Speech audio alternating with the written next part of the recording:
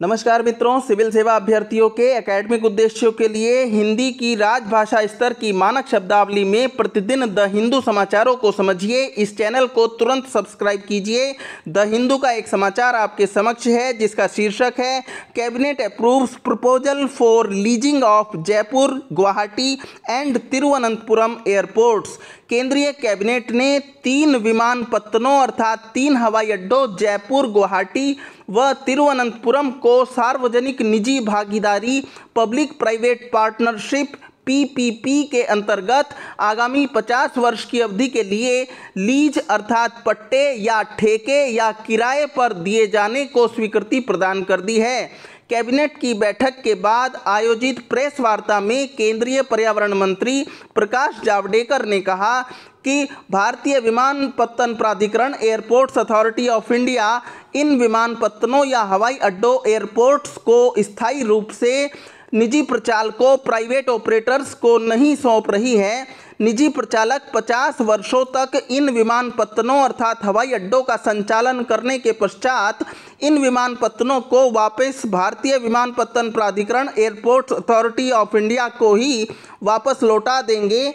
जयपुर, गुवाहाटी व तिरुवनंतपुरम के विमानपत्तनों की लीज के बदले हवाई अड्डों की लीज के बदले भारतीय विमानपत्तन प्राधिकरण एयरपोर्ट्स अथॉरिटी ऑफ इंडिया को निजी प्रचालक की ओर से 1070 करोड़ रुपए की अग्रिम धनराशि अपफ्रंट अमाउंट प्राप्त होगा। इस अग्रिम धनराशि 1070 करोड़ रुपए का उपयोग भारतीय विमानपत्तन प्राधिकरण एयरपोर्ट्स अथॉरिटी ऑफ इंडिया छोटे नगरों में विमानपत्तनों हवाई अड्डों के निर्माण व विकास के लिए करेगा। पिछले वर्ष भारतीय विमानपत्तन प्राधिकरण एयरपोर्ट्स अथॉरिटी ऑफ इंडिया ने 6 विमानपत्तनों 6 हवाई अड्डों के निजीकरण की प्रक्रिया आरंभ की थी। ये 6 हवाई अड्डे हैं लखनऊ, अहमदाबाद, बेंगलुरु, जयपुर, गुवाहाटी और तिरुवनंतपुरम। पिछले वर्ष 6 विमानपत्तनों हवाई अड्डों की निजीकरण प्रक्रिया के दौरान अडानी एंटरप्राइजेज लिमिटेड सर्वोच्च बोलीदाता हाईएस्ट बिडर के रूप में सामने आए थे। लखनऊ, अहमदाबाद व बेंगलुरु के विमानपत्तनों को निजी प्रचालक को सौंपने की स्वीकृति प्रदान कर दी गई थी, परंतु जयपुर, गुवाहाटी व तिरुवनंतपुरम विमानपत्तनों अर्थात हवाई अड्डों से जुड़े कानूनी विवादों के न्यायालयों में कोर्ट्स में जारी रहने के कारण इनका निजीकरण नहीं हो पाया था। अब इन तीनों हवाई अड्डों को अर्थात जयपुर, गुवाहाटी व तिरुवनंतपुरम को सार्वजनिक निजी भागीदारी पीपीपी के अंतर्गत निजी प्रचालकों को आगामी 50 वर्ष की अवधि हेतु लीज अर्थात पट्टे या किराए या ठेके पर सौंपा जा रहा है।